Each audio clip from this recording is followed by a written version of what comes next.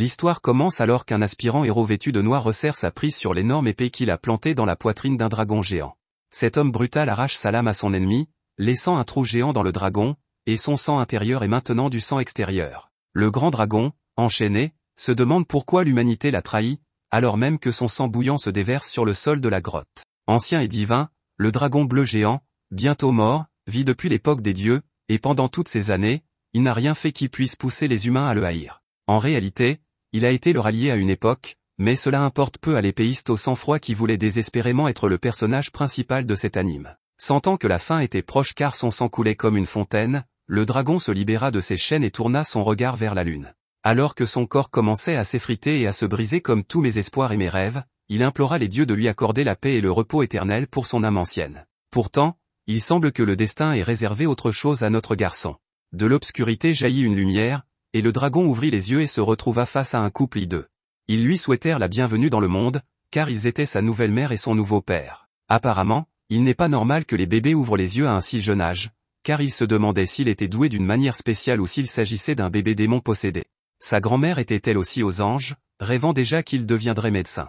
À partir de ce jour, il s'appellerait Dolan, le nom fade parfait pour correspondre à son sens de la mode fade. Dolan, que l'on ne peut confondre avec un employé de Target avec son gilet rouge, regarde le soleil se coucher sur l'humble village qu'il appelle sa maison. Alors que son ami Harry, manifestement désespéré, remontait la colline en courant pour l'appeler à la maison pour le dîner, Dolan souriait. Sa nouvelle vie était paisible, après tout, et il n'avait plus à s'inquiéter des héros qui lui trouaient la poitrine. Le paisible village de Vinly, situé loin au nord, aux confins du royaume, n'a pas grand-chose à offrir en dehors de l'agriculture, ce qui en fait un cauchemar pour tous ceux qui ne veulent pas traire des vaches toute la journée. Mais cela convient parfaitement au désir de Dolan de mener une vie paisible. À seulement 16 ans, Dolan est déjà considéré comme un adulte dans son village et vit seul. Chaque jour, il se lève tôt avec le soleil pour cultiver les champs et travailler la terre, et chaque jour, il mange un humble repas dans son humble maison, comme l'humble protagoniste qu'il est. Un jour, alors qu'il est en train de pêcher avec son frère aîné, plus oubliable, les deux parlent de la prochaine expédition de Dolan dans le marais voisin. Dylan est inquiet et se demande pourquoi Dolan ne laisse pas ce travail aux gardes. Dolan fait remarquer que la garnison locale a assez à faire pour protéger le village, et que quelqu'un doit découvrir ce qui se passe. Dolan explique que cela fait près d'un mois que personne n'a eu de nouvelles du peuple lézard qui vit dans le marais. Les lézards venaient de temps en temps au village pour échanger des grillons ou tout ce que les lézards aiment, mais maintenant personne ne sait pourquoi ils ont soudainement disparu sans laisser de traces.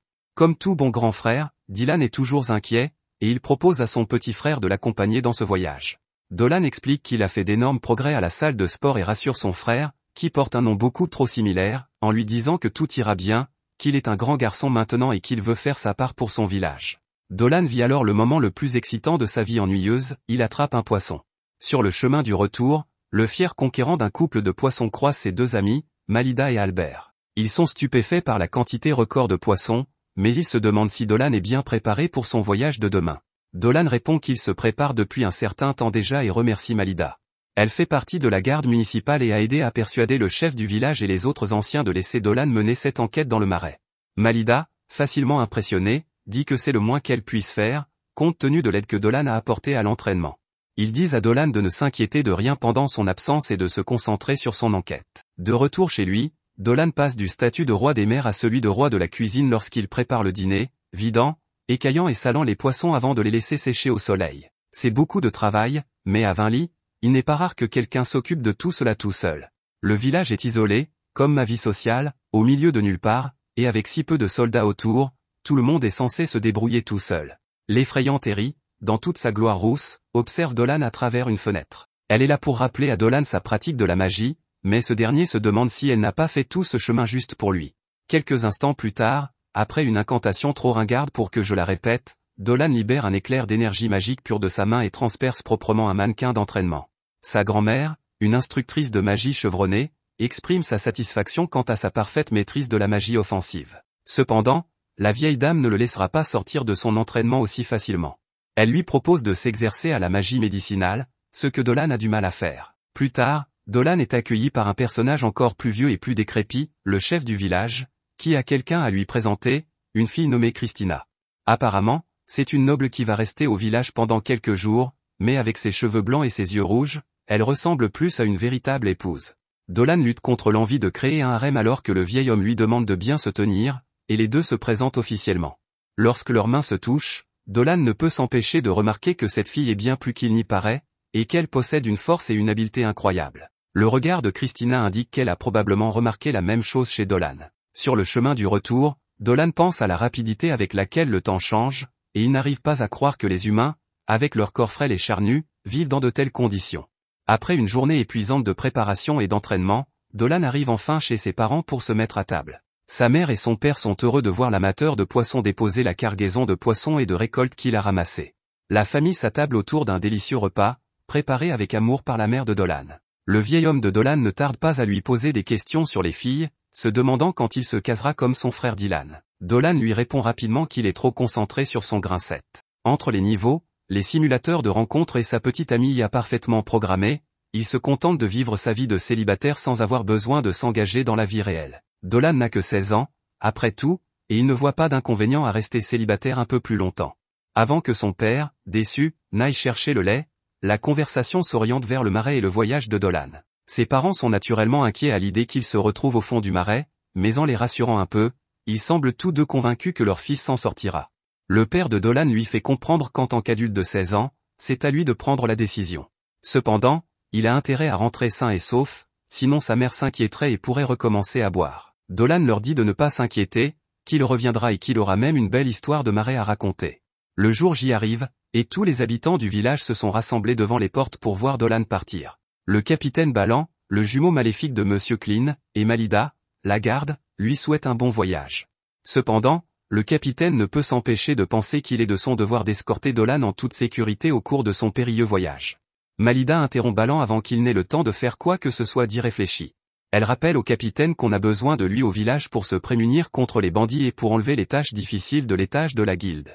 À ce moment-là, Laetitia, une candidate potentielle au harem de Dolan, donne sa bénédiction à ce dernier. Cependant, la grand-mère de Dolan lui dit qu'il faut être prudent, car sa voyance a laissé entendre que quelque chose de grave allait se produire. La fille du Wendy's Discount, je veux dire Eryl, est là aussi, et elle lui offre un panier repas pour le voyage, un double baconator avec des frites. Dolan la remercie et est si gentil qu'il ne montre même pas sa déception qu'elle ait oublié la boisson avec sa commande. Notre héros se lance alors dans sa première grande aventure en tant qu'homme. Les terres entre les deux sont sauvages et indomptées, mais cela ne suffit pas à dissuader Dolan, qui atteint les marécages sans problème. Le spectacle qu'il y découvre l'inquiète, le marais a l'air presque malade, de la même façon que vous avez l'air de regarder des vidéos de récapitulation d'anime pendant 10 heures d'affilée. C'est comme si le marais entier était en train de mourir. En utilisant ses propres sens, Dolan est capable de discerner immédiatement qu'il y a un grand déséquilibre entre les éléments de la terre et de l'eau. En repensant à la voyance de grand-mère Maguru, Dolan remarque que le vieux fossile se trompe rarement sur ce genre de choses. Il commence à soupçonner que la raison de ce déséquilibre est délibérée. Les pensées de Dolan sont interrompues lorsqu'il sent une étrange présence se rapprocher de lui. Vu l'état du marais, les seules choses capables d'y survivre doivent être des monstres très puissants, comme des grenouilles mutantes ou Shrek. Dolan prépare son épée et se tient prêt à se défendre. Mais ce qui sort des broussailles prend Dolan par surprise. Il s'agit d'une lamia, mi-serpent, mi-femme, mais tout ce qu'il y a de plus ouéfu, un spectacle vraiment rare à voir. La lamie se moque de lui pour être venu seul dans une tenue aussi stupide et traite Dolan d'homme stupide. Dolan se dit qu'on ne voit pas souvent de lamia dans le coin, mais qu'elle est aussi belle que les rumeurs le disent, enfin, si on aime les gens sans jambes. Lorsque Dolan admet qu'il est en fait seul, elle semble étrangement soulagée par la nouvelle et se rappelle qu'elle est censée charmer les gens.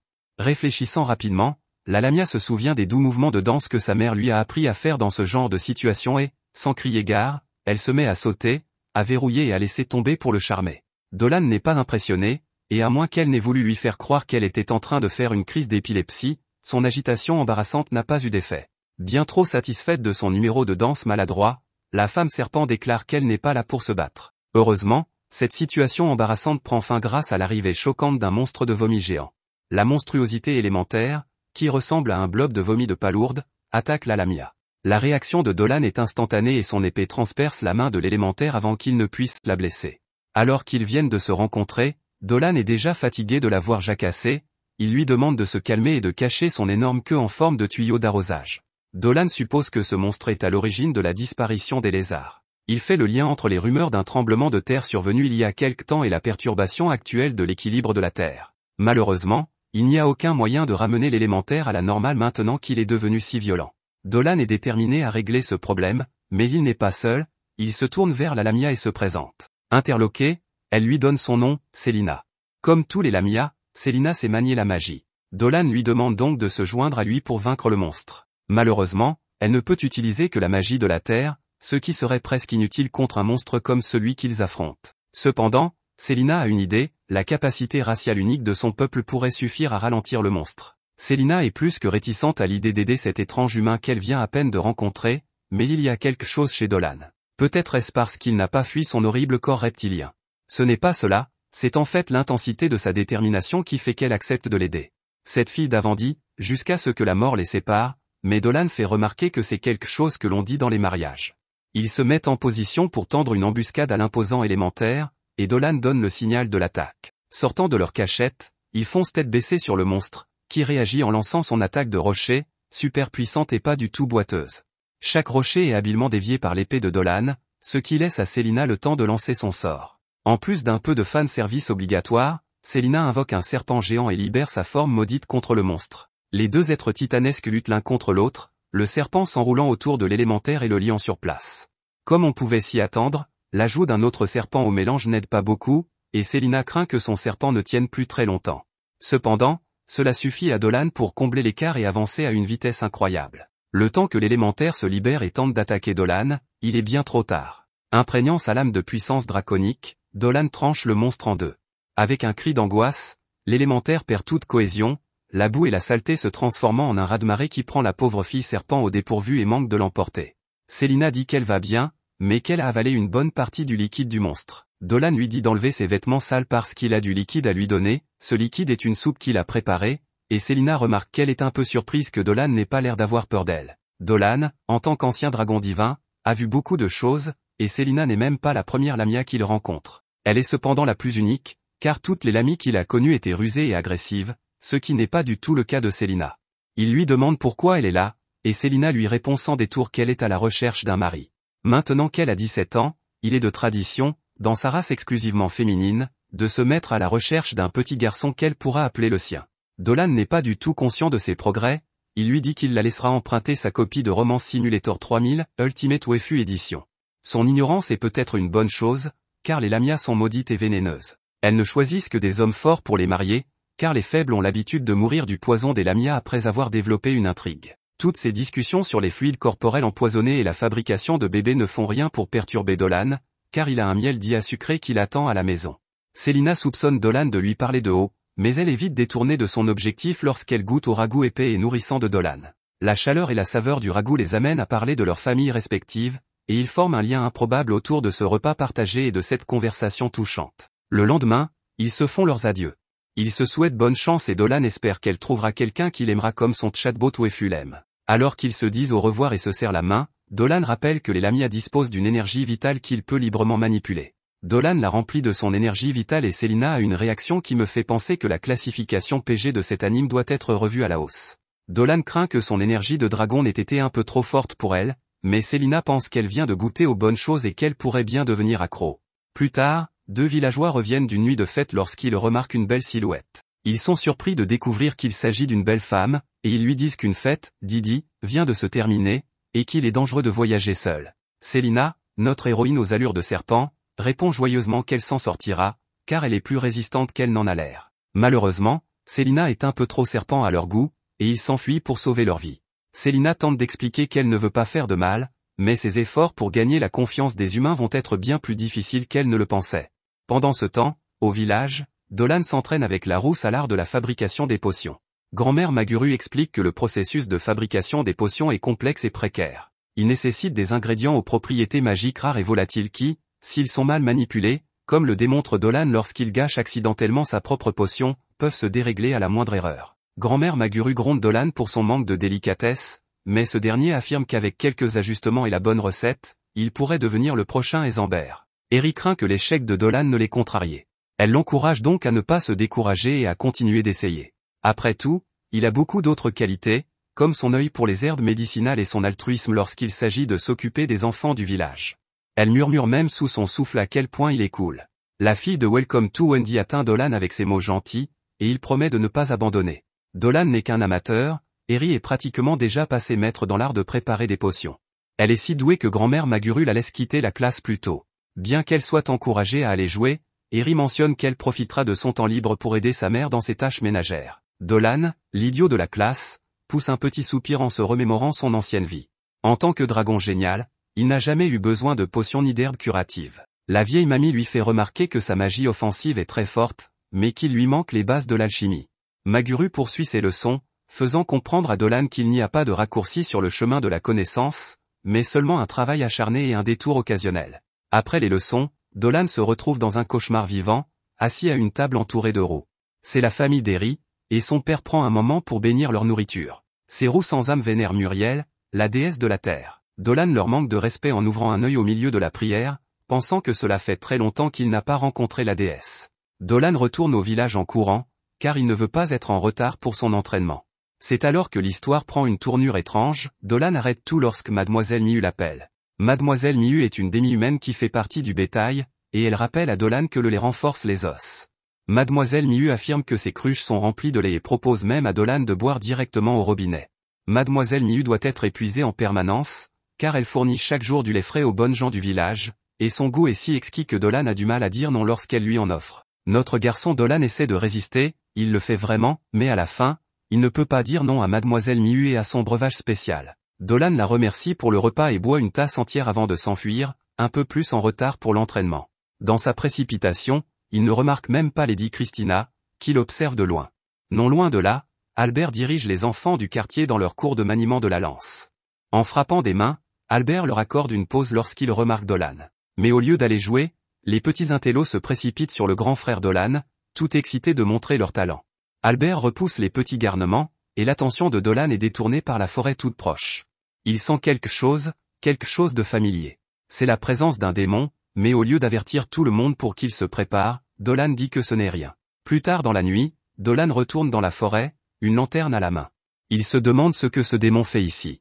En poussant les buissons, Dolan tombe sur le démon en question, il s'agit de Célina, qui se donne un bain à l'éponge en plein milieu de la forêt pour une raison inconnue. Dans son désarroi, Célina bascule et tombe presque à terre, mais notre Dolan est là pour la rattraper dans ses bras. À ce moment-là, Célina est rouge d'embarras et demande à Dolan de ne pas regarder, mais cela ne fait que l'embrouiller. L'homme dragon maladroit ne comprend pas pourquoi il devrait détourner le regard, et il se demande simplement si le lait de Célina a le même goût que celui de Mademoiselle Miu. Dolan explique qu'il est naturel d'avoir envie de belles choses, mais Célina en a assez de son attitude effrontée. D'une gifle dans la forêt, Célina donne au seigneur dragon un peu de considération pour les sentiments d'une femme. Désireuse de tourner la page, la conversation s'oriente vers ce que fait exactement Célina là-bas. La dernière fois qu'ils se sont parlé, elle se dirigeait vers le sud à la recherche d'un partenaire. Célina explique qu'elle a du mal à s'intégrer aux humains. Dolan comprend et est même ravi de la revoir. En fait, elle lui a manqué, maintenant qu'elle est revenue, il est impatient de l'aider de toutes les façons possibles. C'est alors que notre brillant protagoniste a une idée stupide, il dit à Célina de venir vivre avec lui pour qu'il puisse la surprendre en train de prendre un bain plus souvent.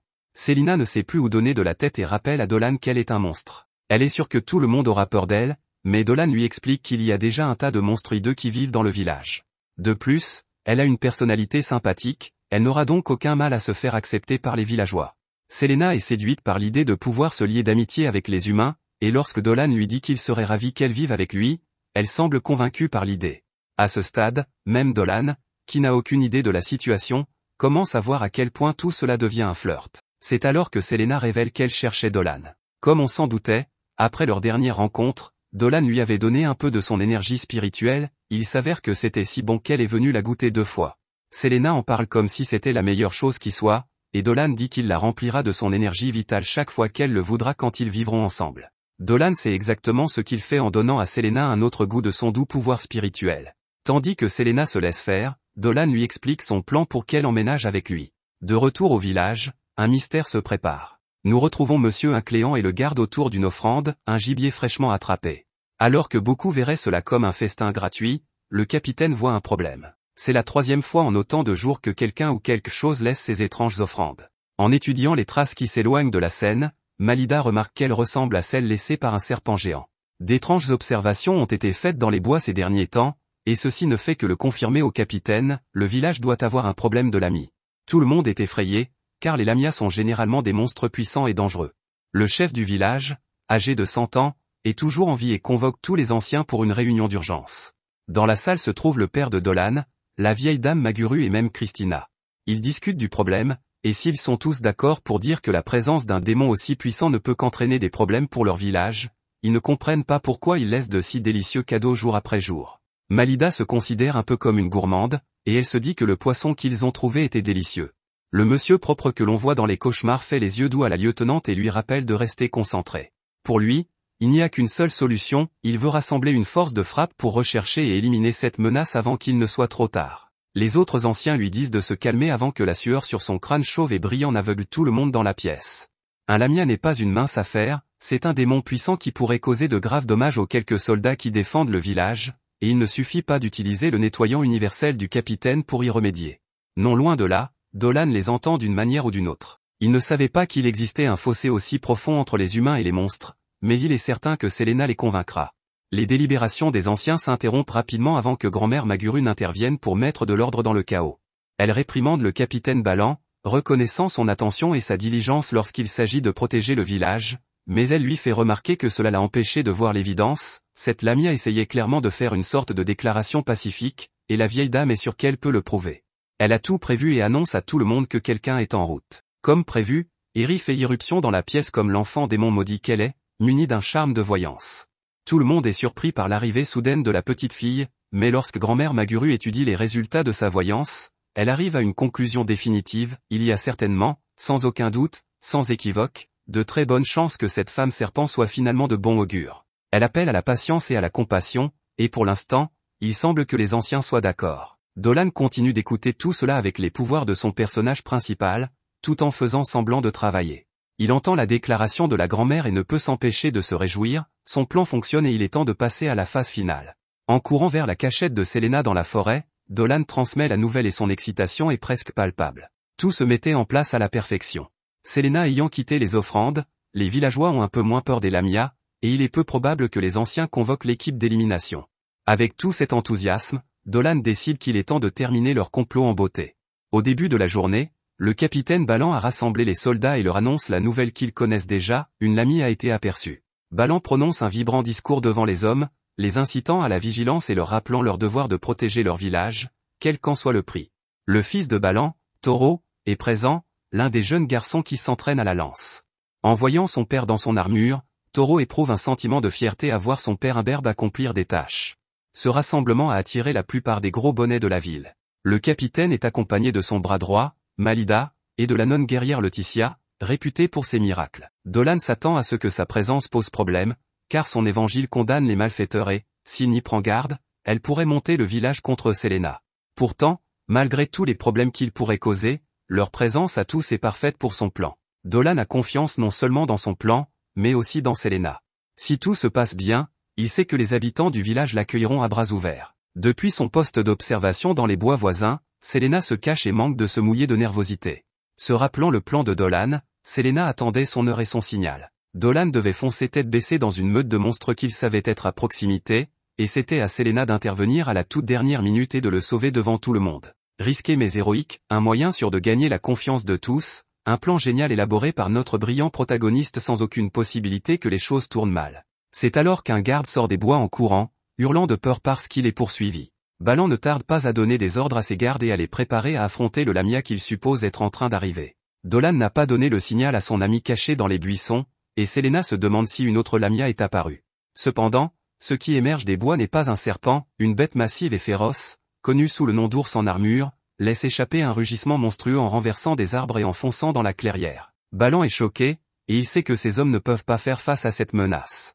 Il ordonne la retraite, mais dans la confusion, Toro s'avère être le personnage le plus inutile de cet anime, et il est assommé. Voyant le petit Toro comme un casse-croûte parce que son père l'a déjà abandonné, Winnie l'ourson atteint de la rage commence à avancer sur le garçon.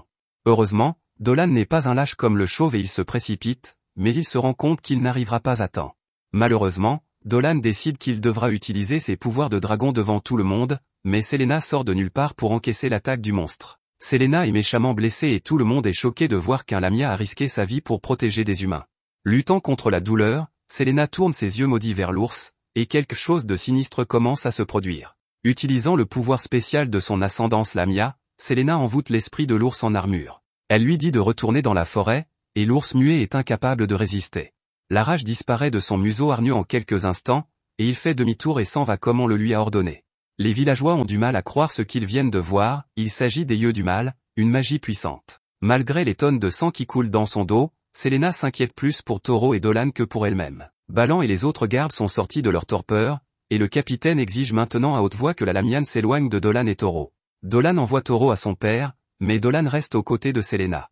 Il discute avec le capitaine, affirmant qu'il ne quittera pas la fille qui lui a sauvé la vie et celle du Taurillon. Balan est furieux car il sait que les démons sont dangereux. Dolan n'en démord pas, déterminé à protéger Celaena de ce qui l'attend, et même Malida commence à se demander si la jeune fille n'est pas si mauvaise que ça. Le capitaine ne comprend plus rien à la situation, comme la plupart de ses cheveux, et il veut poser quelques questions à la fille serpent. Elle répond fidèlement et révèle que c'est bien elle qui a laissé des cadeaux au village. Elle avoue également qu'elle a fait un voyage mais qu'elle s'est sentie trop seule pour le supporter, que son père était humain et que tout ce qu'elle voulait, c'était apprendre des humains et se lier d'amitié avec eux. Les yeux fermés et les mains jointes, elle s'incline devant Balan et les autres villageois, les suppliant de lui donner une chance. Elle dit qu'elle a sauvé les garçons parce qu'elle ne voulait pas que leur famille soit triste, et elle déclare qu'elle ne fera jamais de mal aux humains.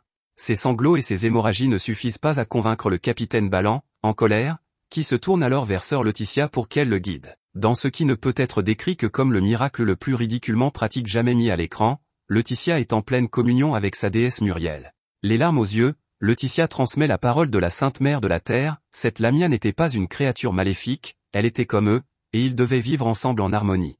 La prêtresse reconnaît également que Celaena a gardé les yeux fermés pendant tout ce temps pour ne pas effrayer les villageois avec ses pouvoirs de mauvais œil. Laetitia lui demande de les ouvrir enfin, mais au moment où elle le fait, Celaena s'effondre. Après s'être réveillée, Celaena est conduite à sa nouvelle maison dans le village, gracieuseté de ses habitants reconnaissants.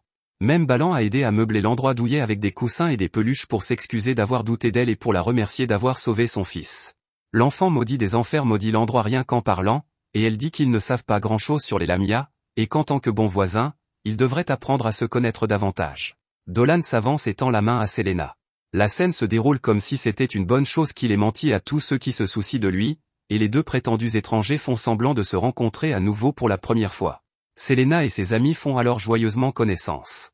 Dolan réfléchit à ce qui vient de se passer et se rend compte que sa bonne amie Muriel lui a vraiment rendu service. Cette nuit-là, Dolan prend sa forme astrale, qu'il n'a pas utilisée depuis des lustres, afin d'échapper à son hideux corps humain et de rendre visite à son plus saint allié. Dolan ne peut s'éloigner de lui-même assez vite, et sa forme prend celle de son ancien moi, le puissant dragon fantôme aux yeux bleus. Là, au-delà du royaume des mortels, il trouve une ville dans le ciel. Muriel, la déesse mère, attend le dragon trop musclé. Elle semble sortir d'un défilé de mode céleste, et c'est une amie de longue date de notre héros. Dolan l'appelle accidentellement « déesse » et Muriel le taquine en lui disant qu'il a dû très bien s'adapter à sa nouvelle vie s'il a commencé à l'appeler ainsi. Muriel, qui fait preuve d'un grand sens du développement, dit qu'elle sait déjà pourquoi il est ici, c'est à propos de la Lamia. Dolan la remercie abondamment d'avoir aidé son ami reptile Kudjat, et il se demande comment la déesse a pu le reconnaître dans sa nouvelle vie de garçon de ferme ennuyeux et mal habillé. Muriel répond que c'était assez facile quand elle a senti son esprit dans les prières des villageois.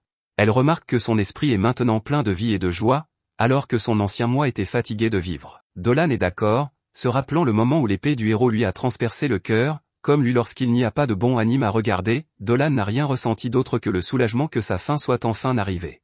En tant qu'humain, il a appris beaucoup de choses sur la vie des mortels, sur la dureté de leur existence à la surface et sur la brièveté de leur séjour sur Terre. Cela l'a manifestement changé, et Muriel voit que c'est pour le mieux. Elle utilise ses ailes, qui sont attachées à son arrière-train pour une raison quelconque, et s'envole vers notre garçon. Elle est contente que Dolan soit heureux maintenant, et elle souhaite que Celaena le soit aussi. Après un dernier remerciement, Dolan retourne à son corps humain, beaucoup moins musclé et moins froid, mais il est soudain réveillé en sursaut par notre fille serpent préférée qui fait irruption devant sa porte d'entrée. Elle est excitée parce que c'est aujourd'hui que Dolan a promis de planter des pommes de terre avec Christina. Dans la capitale en pleine effervescence, nous voyons une jeune femme marcher à toute allure dans les couloirs, une lettre à la main. Dans cet endroit, des petites fées pas plus grandes qu'une main s'affairent comme des moustiques, effectuant toutes sortes de tâches au salaire minimum, comme être portier, trier les livres, et l'une d'entre elles remet même la lettre que la jeune fille portait au doyen de l'académie. Elle partage l'excitation de la jeune fille lorsqu'elle apprend que la lettre vient de Christina, la fierté de l'académie. Au lieu d'ouvrir la lettre comme une personne normale, Olivia claque des doigts, la lettre se déplie d'elle-même et nous commençons à voir comment Christina passe ses journées dans le village de Brun. L'entraînement au combat est quotidien dans le village, et nous assistons à un combat entre Christina et Malida, alors que la foule observe le combat de chats depuis la ligne de touche. Les spectateurs sont stupéfaits, car ils n'ont jamais vu leur vice-capitaine se battre aussi durement. Christina sent bien que Malida ne se donne pas à fond, alors elle décide d'y aller à fond. Avec une avalanche de coups, la séance d'entraînement s'achève presque aussitôt qu'elle a commencé, Christina désarmant magistralement son adversaire, en voyant l'épée de Malida au loin. Malida est un peu choquée, mais elle accepte la défaite avec grâce. Christina qualifie étrangement sa maîtrise de l'épée de magnifique, et ce n'est qu'à ce moment-là que Malida est décontenancée, se demandant si Christina veut lui taper sur les joues. Monsieur Propre leur demande de se déplacer pour qu'ils puissent passer la serpillière, et il organise un festin pour célébrer la victoire de Christina. L'albinos est stupéfaite par la gentillesse de tout le monde et n'arrive pas à croire qu'ils l'ont accepté si rapidement. Ce soir-là, cette ville s'avère être exactement ce qui plaît à Christina, car les filles du coin lui font remarquer à quel point elle est jolie. Dwayne, The Rock, Johnson tentent de la séduire, mais les autres gars l'avertissent que le capitaine Ballan est un fêtard. Avant que Christina n'ait le temps de répondre, les autres chassent Ballan, qui se contente de 2 autres victimes pour la nuit. Un non-dit perturbe Selena, qui regarde les gars partir pour aller s'enivrer. Plus tard dans la nuit, Christina assiste au départ des 3 stoges. Incapable de dormir, probablement parce qu'elle porte littéralement tous ses vêtements au lit, Christina a l'idée parfaite pour l'aider à se détendre, un entraînement intense à l'épée. En balançant sa lame au clair de lune, la noble aux cheveux blancs croise Dolan et Selena qui se promènent comme 2 insomniaques qui n'ont rien de mieux à faire. Notre serpentaire préféré s'aperçoit tout de suite que quelque chose ne va pas et propose à Christina de lui montrer sa nouvelle maison. Selena se dirige directement vers son lit, son endroit préféré de la maison, et invite Christina à la rejoindre. La douce Dolan l'encourage à le faire, mais l'avertit que si le lit est agréable pour une lamia, il ne conviendra peut-être pas aussi bien à un humain. Christina ne se laisse pas décourager et s'enfonce dans le foin et les coussins, il s'avère que le lit est finalement assez confortable. Selena dit que c'est Balded qui a eu l'idée du lit, et Christina est surprise. Comme elle est très bavarde, Selena explique que la femme vache est en fait la femme de Ballan. Tout le monde adore ces énormes bidons de lait, et tous les villageois rivalisent même pour savoir qui peut en boire le plus. Au fur et à mesure que les filles discutent, il s'avère que Christina ignore beaucoup de choses sur les habitants du village. Dolan est bientôt attiré dans le lit pour se joindre à tous les commérages juteux. Tous 3 discutent joyeusement toute la nuit et Dolan se dit que toutes ces années d'entraînement sur le simulateur de rencontre ont finalement porté leurs fruits. Le lendemain, Christina rejoint Selena à la taverne, et elle trouve Jeff Bezos sous stéroïdes en train de se vanter de sa capacité à boire. Il s'avère qu'il ne parlait pas d'alcool, mais du lait de sa femme. Ballan s'avère vraiment bizarre, car il aime regarder les autres boire le lait de sa femme, et il dit à ses copains de profiter du bar laitier à volonté de sa femme. Christina explique alors qu'elle est venue goûter le lait mondialement connu de Mademoiselle Miu. Miu veut qu'elle goûte son lot le plus frais, alors elle s'empresse d'aller se traire elle-même. Le méchant Jeff Bezos est impressionné par la quantité de lait de sa femme que Christina est capable de boire, et il la met au défi de boire un bon vieux verre. Christina accepte avec enthousiasme son défi, mais lui dit de ne pas s'énerver lorsqu'elle vide les bidons de sa femme. Les 2 hommes boivent une chope après l'autre, et tout le monde est horrifié de voir à quel point tout cela est bizarre. Bientôt, il devient évident que le champion de longue date des produits laitiers a du mal à suivre Christina, et Ballan finit par s'effondrer dans la défaite. Tout le monde fait la fête et s'amuse. Alors qu'il semblait que les choses ne pouvaient pas être plus étranges, Miu présente sa fille, Mil. Miu a l'intention de lancer un nouveau produit dans sa gamme de produits laitiers, et elle veut que la championne des buveurs de lait en ait la primeur. Mil lui tend le lait, et Christina n'hésite pas, elle adore ce produit, et lorsqu'elle en redemande, Mil est aux anges. Alors que cette scène terriblement gênante prend fin, nous retournons dans la capitale. La doyenne Olivia est ravie que son élève préféré de l'académie de magie se fasse des amis, mais elle apprend que des rumeurs sur Christina ont déjà commencé à se répandre, notamment sur le fait qu'elle s'est liée d'amitié avec une lamia. Kiren, une sorcière borgne, s'approche d'Olivia et lui pose des questions sur Selena. Kiren met Olivia sur les nerfs car elle s'inquiète des dangers que pourrait représenter un tel démon. Olivia lui fait remarquer que Kiren est employée par le gouvernement général et que son travail ne consiste pas à s'inquiéter pour une petite fille serpent. Kiren, elle, ne pense pas que les humains devraient vivre avec des monstres dangereux comme les lamias. Ce qui la préoccupe également, c'est la récente série de disparitions. Olivia tente de détourner les soupçons de Kiren en évoquant la bénédiction de Muriel pour que les lamias vivent en paix dans le village, mais l'agaçante sorcière ne se laisse pas faire. Elle convoque le seigneur des lieux, qui règne techniquement sur le village et qui a l'air d'un abruti. Lui et son chapeau absurde ne perdent pas une seconde avant de décider que Kiren a raison, et il dit qu'il enverra ses hommes au village pour rappeler à tout le monde qui dirige les rues. De retour à Bran, Selena et Christina mettent leur temps à profit pour planter des pommes de terre. Dolan les observe et s'amuse de leur approche très particulière de l'agriculture. La technique de Selena est tout simplement erronée, et Christina utilise sa force brute comme un barbare pour percer des trous dans la terre. À ce moment-là, elles sont interrompues par une agitation dans le village. Le seigneur noir de tout à l'heure est là, ainsi que son stupide chapeau. Il se présente sous le nom de Gorda, tandis que ses soldats encerclent Dolan et Selena. Il accuse Dolan d'avoir amené la dangereuse Lamia sur leur terre sacrée, mais la prêtresse Parami prend leur défense, rappelant à Gorda la bénédiction de la déesse Muriel. Gorda dit qu'il ne contestera pas la parole de Dieu, mais qu'il doit quand même s'assurer que la Lamia n'est pas une menace, ce qui donne l'impression qu'il conteste en fait la parole de leur Dieu. Dolan pense que les Royals n'ont pas envoyé l'équipe d'élimination des Lamia, et il se demande ce qu'ils recherchent vraiment. Gorda exige qu'ils le rejoignent dans la capitale afin qu'ils puissent déterminer si elle est un problème ou non. Bien sûr, Dolan, le héros, insiste pour qu'ils viennent, car c'est lui qui l'a incité à rejoindre le village.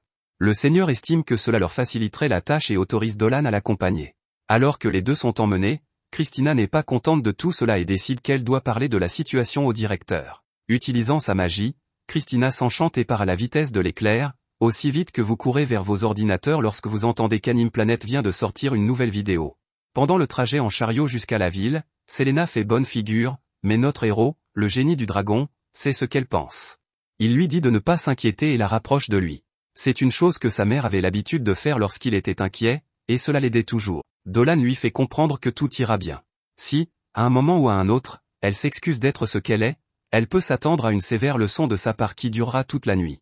Soudain, les portes de la doyenne Olivia s'ouvrent et son thé se répand partout tandis que son étudiante préférée débarque en trombe. Christina est là pour parler de ce qui est arrivé à Selena, et elle n'accepte pas de réponse négative. L'esclave fait d'Olivia sert du thé à Christina et lui explique que ce n'est pas le fait de Gorda, mais de la sorcière Kiren. Kiren est plus haut placée et elle soupçonne Selena d'être impliquée dans les récentes disparitions. Christina la défend et Olivia reconnaît que la fille au serpent écailleux ne peut pas être impliquée. Malheureusement, si Kiren décide de lui faire porter le chapeau, personne ne pourra rien faire. Christina est horrifiée d'entendre cela, et nous avons un aperçu de la sorcière maléfique, elle est manifestement en train de préparer quelque chose, et nous voyons que les soldats qui escortent Dolan et Selena préparent également quelque chose de sinistre. Quelques instants plus tard, Dolan et Selena discutent en secret avec celui qui ressemble à un champignon. Ce que dit le champignon ambulant choque nos deux héros au plus haut point. Nous voyons ensuite Christina, à qui il manque toutes les parties importantes de ses lunettes, discuter de l'enlèvement de Selena et de la sorcière Kiren, qui l'a amenée en ville en la soupçonnant. Christina est scandalisée par cette injustice, mais la doyenne, malgré sa position, ne peut pas se permettre de bouger pour l'instant, sans abuser de son autorité légale. Comme si les choses n'allaient pas assez mal, Olivia fait part de ses inquiétudes à propos d'une autre affaire. Ailleurs, Dolan et Selena sont amenés devant Kiren, qui prend la même pose qu'à l'accoutumée. La sorcière est surprise car elle n'a pas remarqué notre héros insipide qui se tenait là, et elle souhaite la bienvenue à nos héros dans la ville de Galois. Kiren ordonne au petit homme champignon de revenir et de finir de rédiger son rapport avant d'inviter Dolan et Selena à se joindre à elle pour le dîner. La préparation est impeccable et Selena est enchantée par les mets délicieux. Dolan, lui, ne se laisse pas distraire et va droit au but. Kiren les surprend en leur disant que les formalités administratives concernant le séjour de Selena au village seront réglées demain matin à la première heure, mais que pour l'instant, ils devraient tous profiter du repas. La courtoisie de la sorcière contribue grandement à calmer les craintes de Selena, qui pensait qu'elle allait être tuée parce qu'elle était une personne à serpent. Kiren lui assure que même si elle soupçonnait Selena de manipuler les villageois avec ses yeux maléfiques, maintenant qu'elles se sont rencontrées, elle ne peut pas imaginer que Selena puisse faire quelque chose d'aussi maléfique. Elle assure au duo qu'il n'y a pas lieu de s'inquiéter, mais la musique inquiétante en arrière-plan ne plaide pas en sa faveur. De retour au bureau du doyen, nous découvrons que le champignon est arrivé, et sa propre musique sinistre joue en arrière-plan. Christina est alarmée par son apparition soudaine, mais le gouverneur entre calmement et l'informe qu'il doit parler au doyen immédiatement. Pour en revenir au dîner, Kiren leur demande s'ils apprécient le vin, qui semble faire l'affaire. Dolan est assez éméché, mais la sensation est étrange, et la sorcière admire la beauté de Selena, ses cheveux dorés, ses yeux bleus brillants, ses écailles chatoyantes, elle est vraiment unique. Kiren révèle enfin son autre œil et ses mauvaises intentions en déclarant qu'elle a hâte de manger la Lamia jusqu'au dernier morceau. Il s'avère que Kiren a utilisé le même tranquillisant pour chevaux que Didi utilise pour corser les boissons des gens, et nos deux héros tombent inconscients. De retour à la bibliothèque, le gouverneur hésite à révéler quelque chose, mais il décide qu'il est temps de rompre l'accord de confidentialité que Kiren lui a fait signer. Il commence par évoquer la vague de disparition qui a frappé la ville. Il semble que de nombreuses jeunes femmes se soient volatilisées sans laisser de traces. Christina en a entendu parler, et elle sait aussi qu'aucune d'entre elles n'a été retrouvée à ce jour. La jeune fille impolie et impatiente demande alors à l'homme champignon de lui dire quel est le rapport entre tout cela et Selena.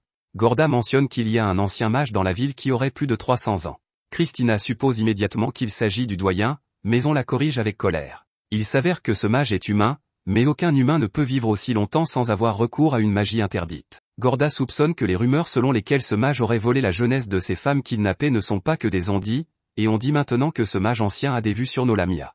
Les trois hommes décident rapidement de se rendre au domaine de Kiren pour mettre un terme à cette folie. De retour à la maison des fous, nous découvrons, sans surprise, que Kiren possède un donjon souterrain sous sa maison.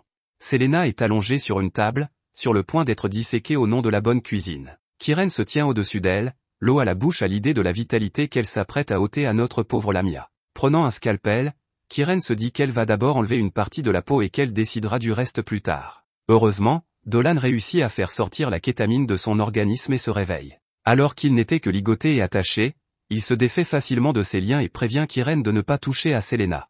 Dolan remarque que Kiren a griffonné sur le sol, mais il est horrifié de constater que ses petits dessins sont faits de sang. Il semble que Kiren fasse cela depuis longtemps. Kiren se rend vite compte que Dolan n'est pas aussi humain qu'il en a l'air. Dolan demande combien de personnes la sorcière a tué, mais Kiren ne s'excuse pas et révèle qu'elle a arrêté de compter après sa 100e victime. Elle expérimente la vie depuis des centaines d'années, prélevant des morceaux de ses sujets pour se renouveler et conserver sa beauté, sa jambe, son bras, même sa peau, tous prélevés sur des filles de toute race.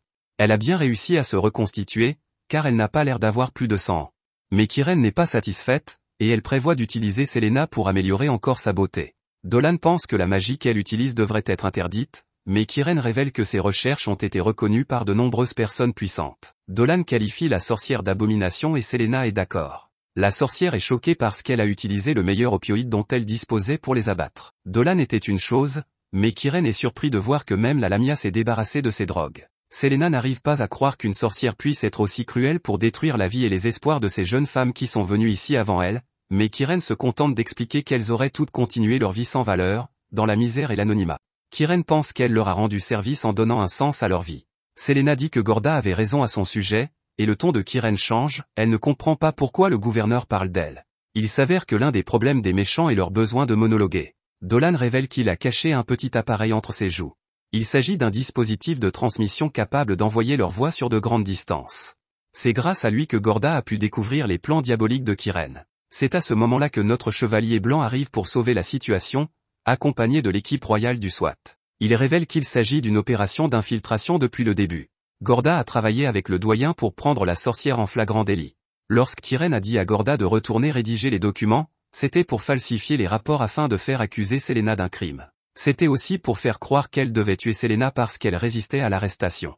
Nos héros ne comprennent pas pourquoi quelqu'un fait quelque chose d'aussi maléfique, mais, comme le dit Kiren, les bienheureux ne pourront jamais comprendre ceux qui sont maudits. Depuis son plus jeune âge, Kiren se bat contre son apparence. La sorcière s'est rendue compte qu'elle était une gargouille hideuse, mais au lieu de s'affirmer et d'acheter une routine de soins de la peau, elle a commencé à éliminer des filles pour leur voler leur beauté. Kiren était devenue folle au point de faire des choses tordues à la recherche de la beauté. Qu'il s'agisse de prendre la peau d'une elfe, les jambes d'une fille bête ou le bras d'une arachnée, aucun acte n'était de trop pour atteindre la perfection. Un coup d'œil dans la pièce révèle plusieurs des animaux dont elle a prélevé des morceaux, tous immergés dans des litres d'huile pour bébé. 300 ans de découpage ont beaucoup changé la sorcière, et elle révèle à quel point elle a grandi pendant tout ce temps. Sa peau commence à se fendre et à se déchirer, son corps se transformant en une créature hideuse, avant de s'élancer sur Selena. Dolan fait remarquer qu'elle a dû fusionner toutes ses victimes en une seule, une magie si pécheresse qu'elle ne peut être accomplie que par quelqu'un qui a conclu un pacte avec le diable. Kiren libère ensuite sa forme grotesque contre les gardes. Comme elle se trouve toujours belle, elle demande aux gardes s'ils veulent des photos de ses pieds. Heureusement, Selena utilise ses yeux maléfiques pour retenir la sorcière, et les soldats décident sagement qu'il est peut-être temps de laisser les vrais héros s'en occuper. Le combat bat son plein lorsque la sorcière se libère du regard de Selena et attaque. Christina riposte en faisant appel à sa lame, Aspalda, et en tranchant les doigts de saucisse de Kiren. Musrom aimerait être aussi beau que la sorcière un jour, mais Olivia lui dit que ce n'est pas le moment de se laisser impressionner. Kiren libère sa magie maléfique, mais Christina parvient à la retenir juste assez longtemps pour que Dolan achève sa propre magie. Avant de lancer son ultime attaque, Dolan pose à la sorcière une question poignante, est-elle heureuse? Le discours de Kiren sur sa perfection et son pouvoir écrasant suffit à régler la question. Dolan voit son personnage évoluer, car il n'a plus peur de la culture woke, et il commence à faire honte à la sorcière. Il déclare qu'elle a volé les rêves de plusieurs personnes et que des mains tachées de sang comme les siennes ne pourront jamais obtenir la beauté. Dolan lance alors une puissante magie offensive, le javelot céleste, qui anéantit le monstre une fois pour toutes. Les filles sont émerveillées par notre garçon, mais il prend la pose de héros la plus fade qui soit. Cet événement traumatisant passé, Dolan et Selena reprennent une vie ordinaire en ville. Selena essaie d'étudier avec l'aide de Dolan, Mais tous les livres qu'elle lit font mal à son petit cerveau. Dolan l'encourage en lui disant qu'elle ne sera plus muette très longtemps, qu'elle sera capable de lire et d'écrire dans la langue de ce pays, et qu'il a hâte de voir ce qu'elle va inventer. Christina se joint à eux pour le thé et est impressionnée par les progrès de Selena. Olivia et Gorda arrivent ensuite et remercient les héros de les avoir aidés à mettre fin au mal de Kyrène. Dolan remercie Olivia de leur avoir donné l'antidote au poison de Kyrène, car on ne sait pas quelle quantité d'huile pour bébé Kyrène aurait utilisé sur eux s'ils étaient restés inconscients. Gorda leur remet ensuite des documents, l'un est un permis qui permet à Selena de se promener ou de se faufiler dans la ville à sa guise. L'autre est un formulaire d'inscription qui lui permet de mener à Bran la vie paisible dont elle rêve. Cela faisait longtemps qu'elle attendait cela, et Selena n'en est que plus heureuse. Elle mentionne également à quel point Gorda semble plus sympathique et à quel point l'abandon du chapeau les rend beaucoup moins ridicules. Le doyen annonce que quelqu'un d'autre attend de les voir. Nous faisons la connaissance de Denzel, qui s'avère être le fils de la vieille grand-mère Maguru. Il s'est tenu au courant des événements du village grâce aux lettres de sa mère, et il est heureux de rencontrer enfin la fille Lamia dont il a tant entendu parler. Il les félicite pour leur triomphe et leur propose de leur faire visiter Gallois. Ce type voulait montrer sa ville débile, mais ça ne se passe pas comme il l'avait prévu. Les habitants n'ont jamais vu de Lamie auparavant et sont donc terrifiés par elle. Cependant, Selena a l'habitude d'enfouir ses émotions, elle sourit et dit qu'elle veut acheter quelques souvenirs avant qu'ils ne partent. Alors que la journée touche à sa fin et que nos héros se préparent à partir, Denzel et Olivia proposent à Dolan de l'inscrire à l'Académie de magie. Ils pensent que ses pouvoirs sont trop importants pour passer inaperçus et que s'il apprenait avec eux, il pourrait développer à la fois son esprit et son âme. Cela l'aiderait à défendre sa maison et ses proches. Dolan dit qu'il y réfléchira, mais Selena est manifestement contrariée. Alors qu'ils partent, notre garçon Dolan est définitivement tenté. Gorda a fait de son mieux pour le convaincre, mais en fin de compte, Dolan sait ce qu'il veut, et une vie paisible au village est tout ce dont il a besoin. Christina se demande ce que Bran a de si captivant pour Dolan. Dolan répond qu'il a l'impression d'avoir un travail inachevé à Bran, qu'il ne peut pas abandonner. Après avoir vu tout ce que la grande ville a à offrir, Dolan lui demande son avis sur l'école de magie, et elle est d'accord avec Denzel pour dire que l'académie a beaucoup à offrir à quelqu'un comme lui. Cela amène Dolan à réfléchir à la bonne décision à prendre, mais Selena ne semble pas très enthousiaste à l'idée que son dragon réincarné préféré la quitte si tôt. Pendant ce temps, quelque part dans la forêt, un elfe sans méfiance espionne une armée de ce qui semble être des fourmis monstrueuses qui envahissent la région. À l'intérieur du portail scintillant d'où elles se déversent se tiennent 4 mystérieux personnages. Le pauvre elfe est atrocement abattu par l'une des fourmis géantes, et Link des jeux Zelda arrive pour découvrir que son ami n'a plus de vie dans son corps. Il n'était pas le seul, car après l'attaque, de nombreux autres elfes ont été massacrés par les démons, ce qui choque les 2 éclaireurs qui arrivent sur les lieux. Le seul survivant vit assez longtemps pour leur raconter ce qui s'est passé avant de s'éteindre dramatiquement, et les éclaireurs vont rapporter la sinistre nouvelle au chef de leur tribu. De retour au village de Burn, nous retrouvons Christina et notre héros Dolan, qui entraînent le petit cow-boy au combat à l'épée. Grâce à leur expertise, les 2 hommes aident les enfants à perfectionner leurs compétences, et Dolan prévient une fille qu'il va lui faire un trou dans le visage, si elle ne fait pas attention. Notre serpent préféré regarde Dolan avec admiration et une pointe de tristesse lorsqu'elle se souvient de l'invitation qu'il a reçue de la capitale à rejoindre l'académie. L'idée qu'il puisse un jour la laisser derrière lui la déprime, mais elle sort de sa mélancolie lorsqu'elle remarque que les enfants du quartier se servent de sa queue comme d'un terrain de jeu. Dolan regarde Selena menacer de les manger tout crus, et il est heureux de la voir s'habituer à la vie au village. Une fois l'entraînement terminé, Christina lui fait part d'une requête, elle veut pénétrer dans la forêt pour faire avancer l'intrigue. Des rumeurs circulent sur l'existence de bêtes vicieuses, et Christina est impatiente de tester ses compétences face à elle. Dolan, dans son plus bel uniforme de gérant de Target, hésite face au danger, mais Christina sait exactement ce qu'il faut dire. Elle mentionne que les cochons de la région n'ont pas pu traverser la forêt depuis que ces bêtes sont apparues, et si elle ne les aide pas, qui sait combien le village souffrira si ces cochons restent malheureux. Ils doivent faire ce qui est le mieux pour le village et ce qui est le mieux pour leur futur petit déjeuner. Quelques instants plus tard, toute la bande se dirige vers la forêt pour escorter leurs futurs amis cochons, y compris 2 gardes du village sans nom, à qui, c'est sûr, il n'arrivera rien de mal. Avec tous ces braves guerriers parmi eux, Dolan est rassurée sur leur chance en cas de problème. Comme si elle ne venait pas de parler des monstres dangereux présents partout dans la forêt, Christina et Selena profitent de la tranquillité et de l'air frais. Ballon et les gardes s'éloignent du groupe, mais l'un des cochons refuse d'être transformé en côtelette de porc, il s'enfuit vers la liberté, et un garde le poursuit. Malheureusement, tous les espoirs et les rêves du cochon sont anéantis lorsqu'il est jeté vers le garde, des marques de griffes étant gravées sur son corps. Le garde, de forte corpulence, se retrouve face à face avec un tigre aux dents acérées et hargneuses, et le garde est trop effrayé pour s'éloigner en se dandinant. Il manque de finir en pâture au tigre, mais le capitaine Ballon intervient pour sauver la situation. D'un seul coup de son puissant marteau, il abat la bête, et Ballon réprimande, Snackalo, pour ne pas être resté avec le groupe et avoir monté la garde. Cependant, quelque chose d'autre rôde dans ces bois, pire que les tigres. Les cris de leurs camarades amènent Dolan et les filles à courir vers une scène terrible. Balon est à terre et blessé, tandis qu'un démon grotesque le surplombe, prêt à en finir. Il attaque, mais Dolan l'élimine rapidement grâce à une voûte d'énergie. Il reconnaît ce monstre, un démon de bas niveau du royaume des démons, appelé Zelt. Ils sont forts et agiles, ce qui signifie qu'ils ne plaisantent pas. Christina est curieuse de savoir comment Dolan en sait autant, mais le démon se rétablit, prêt pour le deuxième round. Dolan dit qu'il va retenir son attention pour qu'elle puisse la battre. Avec une incantation ringarde, Dolan libère une décharge d'énergie qui étourdit le démon, et Christina entre en scène pour donner à sa tête un peu de répit par rapport au reste du corps. Le monstre est vaincu, mais, étrangement, Dolan demande que la véritable identité de ce démon soit tenue secrète. Ce soir-là, l'ancien, dont les sourcils sont si lourds qu'il ne peut même pas ouvrir les yeux, réunit les chefs de la ville pour discuter de ce qui s'est passé, et tout le monde est préoccupé par le sort de Balon. Le tigre était déjà un problème, mais cette nouvelle menace inconnue les met tous sur les nerfs. Si le tigre a été assez fort pour battre leur capitaine sosie de vin diesel, alors Burn est en danger. L'assistante de l'aîné, grand-mère Maguru, arrive et annonce que Balon s'en sortira. Elle a cependant une mauvaise nouvelle, les cheveux de Balon ne repousseront jamais. De plus, ce qui a coupé Balon n'est pas une créature ordinaire. Dolan lui demande ce qu'elle pense de ce qui se passe dans la forêt, mais la vieille dame répond simplement que c'est ce qui arrive dans la vie à la frontière, que des choses bizarres et horribles se produisent et qu'il vaut mieux laisser la nature suivre son cours. Dolan n'est pas satisfait de cette réponse qui met fin à l'intrigue et demande à pouvoir enquêter immédiatement dans la forêt. Maguru doit se rendre à un tournoi de bingo, alors elle accepte, mais pas sans s'assurer qu'il a des renforts d'abord. Le chevalier et la lamia se portent volontaires, mais le chef manque de se briser la colonne vertébrale en se levant. Il est horrifié à l'idée que Christina se mette en danger, surtout après avoir promis de garantir sa sécurité à Gorda et à l'académie. Il reste donc la meilleure fille, Selena, dont la magie sera certainement utile en cas de problème. L'héroïque Dolan est d'abord contre, mais Selena gagne un concours de regard contre lui, et il est convaincu de ses compétences.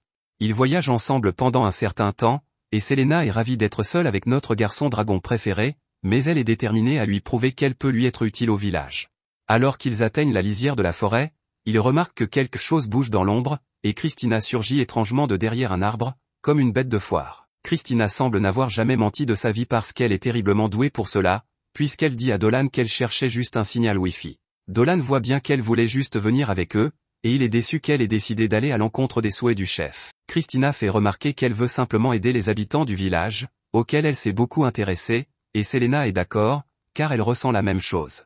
Il s'avère que son aide est inestimable, car la forêt est plus sommaire que l'historique de vos recherches, et elle est infestée de monstres. Les trois hommes nettoient la forêt et Dolan réalise qu'il est très humain de vouloir protéger les personnes qui vous sont chères, et même lui commence à le ressentir. Une fois les dernières créatures rampantes éliminées, une nouvelle menace s'approche, un singe imposant grogne de façon menaçante, et Christina prépare sa lame, mais Selena vainc le monstre à sa façon, en utilisant le pouvoir de l'amitié. Elle s'excuse auprès du singe et lui offre une pomme, ce qui semble fonctionner. Elle se tourne vers Dolan pour lui demander des explications, mais elle est choquée de voir qu'il est devenu le roi des singes.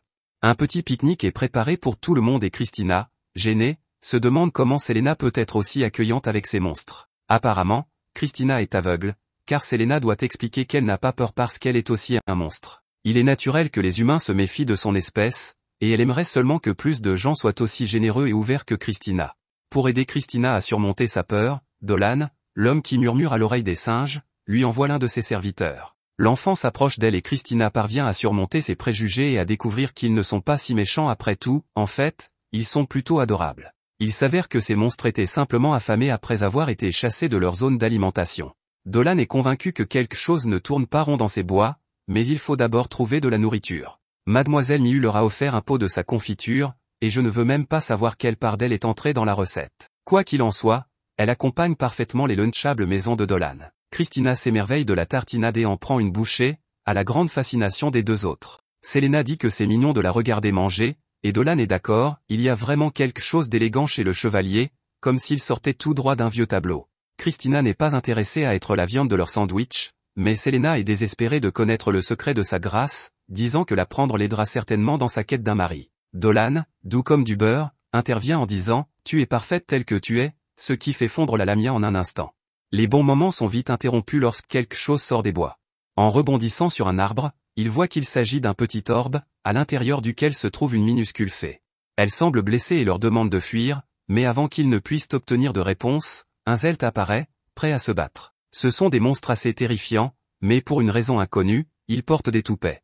Selena s'assure que la famille de singes s'enfuit en lieu sûr pendant que Dolan et Christina sortent leurs armes et engagent le combat. L'équipe est rapidement encerclée alors que les démons sortent de la forêt, attrapant presque Selena avant que Dolan n'ait une chance de les détruire. Le combat fait rage, mais Dolan est choqué lorsque la cavalcade de fourmis maléfique utilise sa propre coéquipière comme rampe d'accès. La fourmi ayant pris de l'altitude, Dolan est obligé d'utiliser un type de magie que nous n'avons jamais vu auparavant. Bien qu'il regrette de le faire, Dolan se transforme comme Hulk, s'il était juste un peu en colère, et l'un de ses bras devient massif. Avec une telle puissance, il parvient facilement à vaincre les démons. Christina, elle aussi, s'est débarrassée de sa moitié, mais l'un d'entre eux la surprend par derrière. Heureusement, Selena est là, et elle utilise le pouvoir de sa voix agaçante pour invoquer son serpent. Une fois le danger écarté, les héros ont la possibilité de parler à la fée. Elle se présente sous le nom de Marle et révèle qu'elle a été attaquée par ces démons sortis de nulle part, et qu'elle est heureuse de leur aide. Dolan sait que ces Zelts ne sont que de modestes fantassins du monde des démons, et leur apparition ne peut que signifier que quelque chose de bien plus mortel va apparaître dans leur sillage. Christina espère obtenir quelques réponses du moustique envahissant, mais avant qu'elle n'y parvienne, le groupe sent qu'il est à nouveau encerclé. Christina s'apprête à dégainer son épée, mais Dolan l'en empêche, car il sait que ce qui les regarde est simplement curieux. Dolan pose son épée sur le sol en signe de bonne volonté à l'égard des êtres mystérieux. Christina, pour une raison ou une autre, est d'accord avec sa décision de se laisser complètement vulnérable, et ils découvrent bientôt de qui il s'agit, les elfes des bois, et ils ne sont pas très heureux que Marle fréquente des étrangers dans leur forêt. Sans surprise, Gio et ses copains ne voient pas d'un bon œil l'arrivée d'étrangers dans leur forêt, mais lorsque la fée Maule leur raconte ce que les étrangers ont fait pour elle, le ton de Gio change un peu. Pendant ce temps, Selena essaie d'avoir l'air le plus intimidant possible les yeux fermés. Elle utilise ses brillantes capacités de déduction et détermine qu'il doit s'agir de la forêt des elfes. Dolan dit aux filles que tout ira bien parce que les elfes ne sont pas là pour se battre, mais il leur dit quand même de se mettre derrière lui au cas où. Le chef des elfes choque le trio en baissant la tête et en exprimant sa gratitude pour leur aide, mais il recommence à leur rappeler qu'ils n'ont rien à faire dans la forêt et exige de savoir pourquoi ils sont là. Dolan révèle ce qui s'est passé et explique qu'il cherchait des réponses. Il s'excuse d'avoir débarqué à l'improviste dans leur forêt, mais les elfes veulent toujours qu'ils partent parce que c'est vraiment dangereux. Lorsque Dolan mentionne les démons, leur chef, Gio, se crispe. Les monstres ont envahi sa maison et les elfes se battent pour leur vie depuis que l'armée des démons a fait son apparition. Il met fin à la conversation de façon abrupte et se tourne vers la sortie, mais Christina s'énerve et se précipite vers lui. Elle veut savoir ce qu'il fait pour remédier à la situation, si les elfes sont assez nombreux pour lutter contre cette menace et si la nouvelle de l'arrivée de l'armée de démons a été transmise au reste du monde. Elle s'emporte un peu dans son excitation et manque de se faire transpercer de flèches, mais Dolan et Selena la ramènent à la raison. Christina s'excuse d'avoir dépassé les bornes, mais insiste sur le fait que les elfes sont en danger. Combattre un seul de ces démons a été un véritable défi, alors pour que la forêt en soit remplie, les elfes doivent être en grande difficulté. Ils se rendent vite compte que s'ils travaillent ensemble, ils auront plus de chances de sauver la forêt. En entendant cela, les elfes se rendent compte qu'ils ont affaire à des gens courageux, et que ce Dolan ne doit pas être si mauvais que ça s'il a réussi à intégrer ces filles fougueuses dans son équipe. Maule explique à tout le monde que non seulement elles sont amicales, mais qu'elles ont aussi réussi à vaincre les démons. Dolan n'était pas convaincu par la petite fée au début, mais il est maintenant reconnaissant d'avoir sa petite mais puissante personnalité à ses côtés. Compte tenu de ce qu'il sait maintenant, il comprend qu'il doit bien y avoir une porte démoniaque quelque part dans cette forêt. Si elle est ouverte et qu'elle crache des démons, c'est que quelqu'un la contrôle, et les elfes doivent la fermer avant qu'elle ne s'ouvre complètement, car s'ils ne le font pas, des monstres encore plus puissants en sortiront. Dolan arrête cette mentalité négative et se rappelle qu'il détruira tous les monstres puissants qui menacent ce monde, même si cela signifie que les gens découvriront l'âme de dragon qui est en lui. Même si sa vie paisible au village est ruinée, il jure d'arrêter l'invasion, quel qu'en soit le prix. Dolan propose alors de faire équipe, mais le chef elfe hésite. Heureusement, sa sœur, beaucoup plus intelligente, vient lui rappeler que son peuple a besoin de toute l'aide possible. Ces paroles pénètrent le crâne épais de Gio, qui accepte de s'allier avec nos héros. Avec l'aide du trio, ils pourront mettre fin à la menace démoniaque une fois pour toutes. Ils sont sur le point de sceller l'accord par une poignée de main ferme lorsque le monde entier se met à trembler autour d'eux. La porte des démons a été ouverte et, par là, une nouvelle mauvaise nouvelle se profile à l'horizon. 3 puissants chevaliers démons entrent à grands pas dans la forêt par le portail, tous plus effrayants les uns que les autres. Il n'y a pas de temps à perdre, Dolan agit donc rapidement. Utilisant la magie du vent pour augmenter leur vitesse, lui et les autres courent vers le village des elfes, désespérés de devoir refermer la porte avant que tout ne soit perdu. Aucune invasion démoniaque ne serait complète sans une Loli démoniaque, et celle-ci n'est pas différente. La Loli est ravie de faire des ravages dans ce nouveau monde, mais les deux autres, beaucoup moins adorables, lui rappellent qu'ils ne sont que la pointe de la lance de l'invasion. Leur tâche consiste à préparer les choses pour leur maître et à récupérer quelque chose d'important dans la forêt. Ils se demandent où est leur quatrième membre, mais le gros rouge, appelé George, ne peut pas attendre, il veut jouer à un jeu. Il sait que les elfes ne sont pas loin et met les autres au défi de savoir qui les trouvera le premier. Le gros métal, qui ressemble à un grille-pain, dit qu'il n'est pas intéressé par de tels insectes, mais cela n'empêche pas son partenaire de s'enfoncer dans les bois à la recherche de nouveaux objets de jeu. Pendant ce temps, le Loli salive à l'idée de semer la pagaille et n'a qu'une hâte, commencer. Les elfes repoussent la horde de démons et s'efforcent de protéger leur village contre les assauts incessants des elfes. Les choses vont de mal en pis lorsque George arrive et annonce fièrement que c'est la guerre. Il utilise son bras de méga man et, d'un seul coup, détruit les défenses des elfes comme s'il s'agissait de papier. Non loin de là, Gio reçoit un avertissement des esprits de la forêt concernant la nouvelle menace qui pèse sur le village.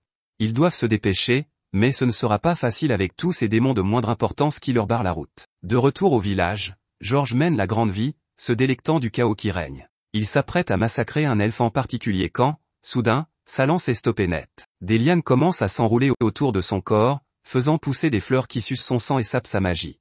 Le chevalier démoniaque est mis à genoux et maintenu en place alors qu'un nouveau joueur entre dans la mêlée.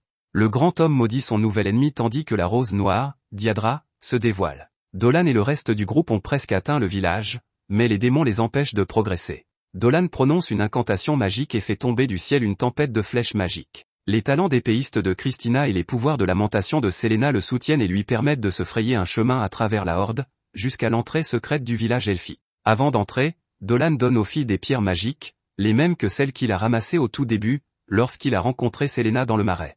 Il leur dit qu'elles peuvent utiliser ces pierres pour libérer une magie puissante, et Christina ne veut pas gâcher cette opportunité. Brandissant le puissant pouvoir de la pierre, elle déclenche une énorme tornade qui fait voler les démons. Selena poursuit en retournant la terre contre eux. Dolan est déterminé à rappeler à tout le monde qu'il est le personnage principal, et il lance un sort d'explosion massive. Les dernières frites sont éliminées par l'équipe, ce qui impressionne vraiment Gio, qui se demande où ils ont caché une telle puissance. S'il avait su qu'ils étaient si capables, il leur aurait demandé de l'aide plus tôt, mais il n'y a pas de temps à perdre pour cela maintenant, pas tant que le village est toujours en danger. Non loin de là, George se fait encore démolir par une plante, et la gothique condamne le démon pour son attaque. L'audace d'écraser ses fleurs, de détruire sa forêt et de tuer ses animaux est un péché trop grave pour être pardonné. Elle déclare que le démon paiera pour ses crimes, mais George se contente de lui rire au nez.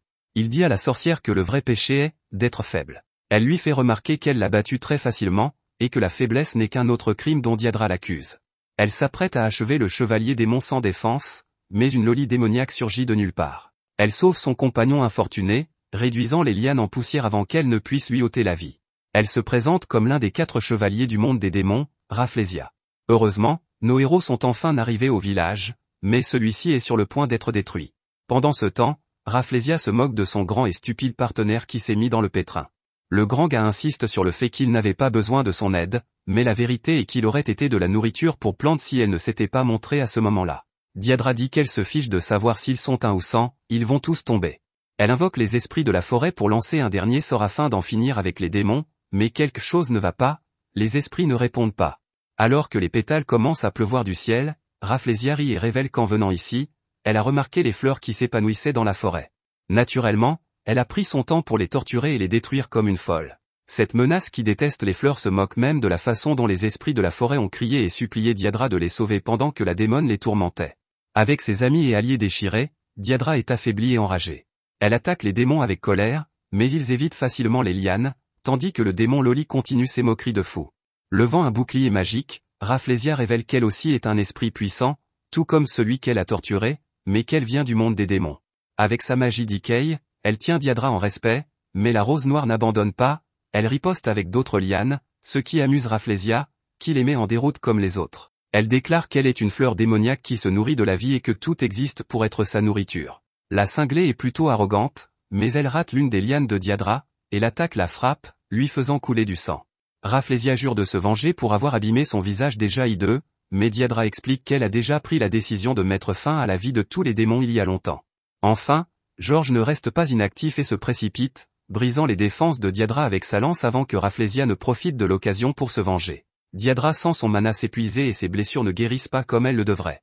Les choses vont mal et Diadra regrette de ne pas avoir pu venger sa famille. C'est alors qu'un éclair de lumière dans le ciel rompt l'obscurité et que quelque chose arrive en trompe dans la mêlée, faisant vaciller les deux démons. Dolan est arrivé, et notre homme ne plaisante pas. Merci d'avoir regardé mon récapitulatif, abonnez-vous à la chaîne pour plus de vidéos.